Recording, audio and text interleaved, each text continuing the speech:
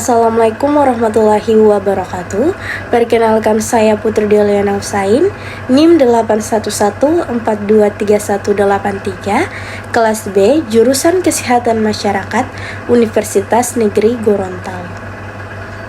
Video ini dibuat untuk memenuhi UTS mata kuliah kewarganegaraan dengan dosen pengampu Bapak Roni Lukum, SPD, MSc.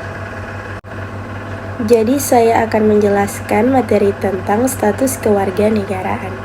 Sebelum kita masuk ke pembahasannya, mari kita lihat secara bersama-sama status warga negara Indonesia sesuai Pasal 4 Undang-Undang Nomor 12 Tahun 2006 tentang Kewarganegaraan.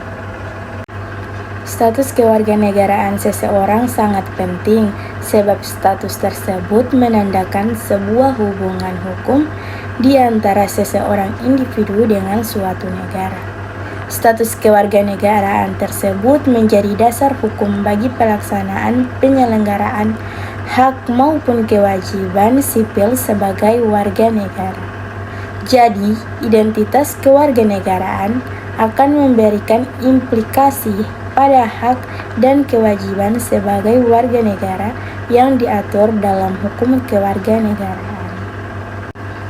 Beberapa status kewarganegaraan dapat terjadi dikarenakan permasalahan ini, di antaranya yang pertama yaitu apartheid, yang kedua bipartheid, dan yang ketiga multipride. Berikut penjelasan dari status kewarganegaraan tersebut. Yang pertama yaitu apartheid. Status kewarganegaraan apartheid adalah status kewarganegaraan seseorang yang sama sekali tidak memiliki status kewarganegaraan. Secara de jure, orang yang tidak memiliki kewarganegaraan merupakan orang yang secara hukum tidak dianggap sebagai warga negara oleh negara manapun yang seharusnya memiliki kewajiban untuk melindunginya. Sementara itu, orang yang memiliki kewarganegaraan secara de facto merupakan seseorang yang berada di luar negara asalnya serta tidak dapat atau karena suatu alasan yang sah tidak bersedia untuk memanfaatkan perlindungan yang ditawarkan oleh negara.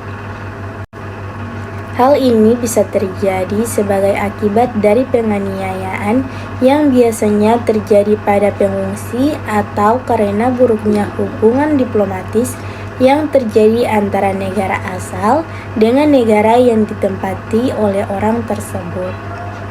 Penyebab apartheid di berbagai belahan dunia bisa bermacam-macam, namun kebanyakan dikarenakan kasus diskriminasi karena faktor etnis, ras, agama, maupun gender. Kasus seperti ini biasanya terjadi pada kelompok minoritas secara turun-temurun. Yang kedua ada bipartheid. Bipartheid merupakan seseorang yang memiliki status kewarganegaraan ganda. Hukum internasional mengatakan bahwa bentuk dari kedaulatan masing-masing negara, maka setiap negara berhak untuk menentukan warga negaranya sesuai dengan peraturan perundang-undangan yang berlaku pada negara tersebut. Kewarganegaraan ganda mulanya tidak dianggap sebagai suatu permasalahan besar di beberapa dunia internasional. Akan tetapi, sejak beberapa dekade, dibuat kesepakatan internasional bahwa kewarganegaraan ganda harus dihindari. Hal ini dikarenakan kewarganegaraan ganda dikhawatirkan dapat menjadi ancaman potensial yang akan memunculkan pengkhianatan, spionase maupun aktivitas subversif yang lain. Akan tetapi, kebijakan yang menentang bipartheid ini mulai hilang dan beberapa negara mulai mentolerirnya. Yang ketiga yaitu multipride. Status kewarganegaraan multipride adalah status bagi seseorang yang memiliki kewarganegaraan lebih dari dua. Kasus multipride ini terjadi apabila ada seorang laki-laki yang berkewarganegaraan A kemudian menikah dengan wanita yang berkewarganegaraan B, kemudian tinggal dan melahirkan seorang anak di negara C.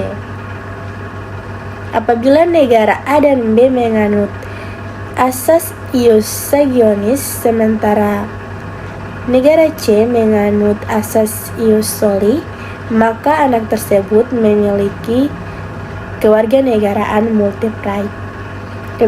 Keberadaan multipride sempat ditolak, tetapi saat ini telah diterima oleh negara demokratis. Kasus multipride dapat terjadi karena banyaknya imigran yang datang ke suatu negara dan menetap di sana. Selain itu, multipride juga disebabkan oleh adanya pelanggaran pajak ganda, yaitu pajak di negara asal dan di tempat tinggal, hilangnya wajib militer, dan kesetaraan gender untuk menentukan kewarganegaraan. Demikianlah penjelasan terkait status kewarganegaraan. Lebih dan kurangnya saya mohon maaf. Terima kasih. Wassalamualaikum warahmatullahi wabarakatuh.